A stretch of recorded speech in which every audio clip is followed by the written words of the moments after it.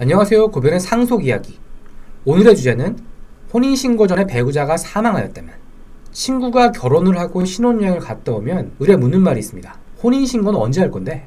최근에는 예전과 달리 결혼을 하고 바로 혼인신고를 하지 않아요. 짧게는 2, 3개월, 길게는 1년 정도 후에 혼인신고를 합니다.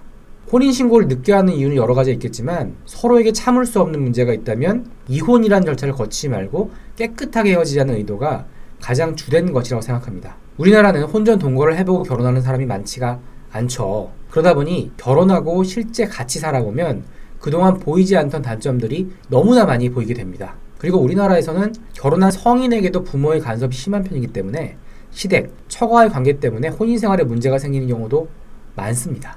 이런 숨겨진 발톱들은 결혼식장에 들어갈 때까지는 드러나지 않는 경우가 많습니다. 저도 변호사 일을 하면서 진짜 이상한 배우자, 진짜 이상한 가족이 등장하는 사건을 많이 봤어요. 뒤틀린 관계를 어떻게든 이해하려고 노력은 해보는데 결론은 답이 없다로 귀결되는 경우, 이런 경우 말입니다. 그리고 이제는 참아가면서 억지로 결혼 생활을 유지하는 시대가 아니에요. 배우자의 숨겨진 발톱이 드러났을 때 어차피 참지 않을 것이라면 혼인신고라도 늦게 하는 것도 좋은 방법이라고 생각을 합니다. 이렇게 혼인신고를 하지 않는 것에는 장점도 있겠지만 단점도 있습니다. 법률적 부부일 때 받을 수 있는 각종 제도의 혜택을 받을 수가 없어요.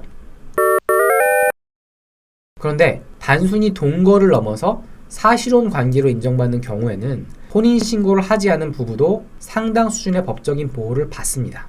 사실상 혼인관계지만 혼인신고만 되어 있지 않은 경우를 사실혼 관계라고 하는데, 사실혼 관계가 성립하려면 쌍방 당사자의 혼인의 의사가 있고 부부 공동생활이라고 인정할 만한 혼인생활이 있어야 합니다.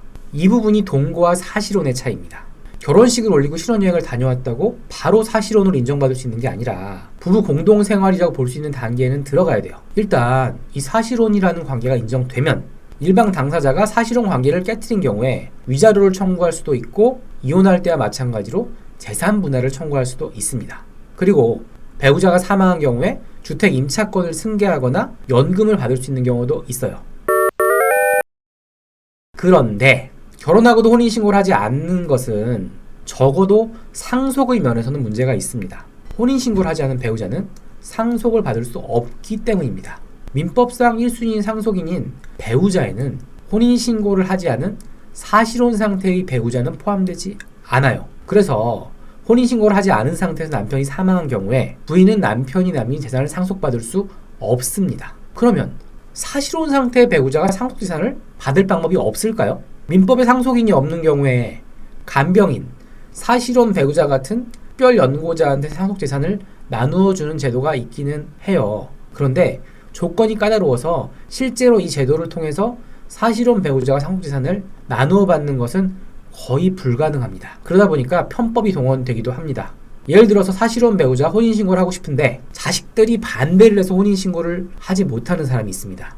혼인신고를 못하더라도 재산을 남겨주고 싶은데 이마저도 쉽지가 않습니다. 그래서 본인이 사망하기 전에 사실혼 배우자에게 사실혼 파기를 원인으로 한 재산 분할의 형식으로 재산의 일부 또는 전부를 이전하기도 합니다. 다만 주의해야 할 점이 세무사가 이걸 증여행위로 보고 증여세를 부과하는 경우도 있다라는 거예요.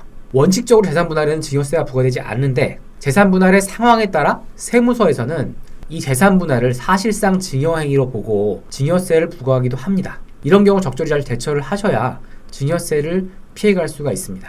자, 기억하세요. 사실혼 배우자는 상속을 받을 수 없습니다. 고변의 상속 이야기 도움이 되셨나요? 도움이 되셨다면 구독하기 눌러주시면 감사하겠습니다.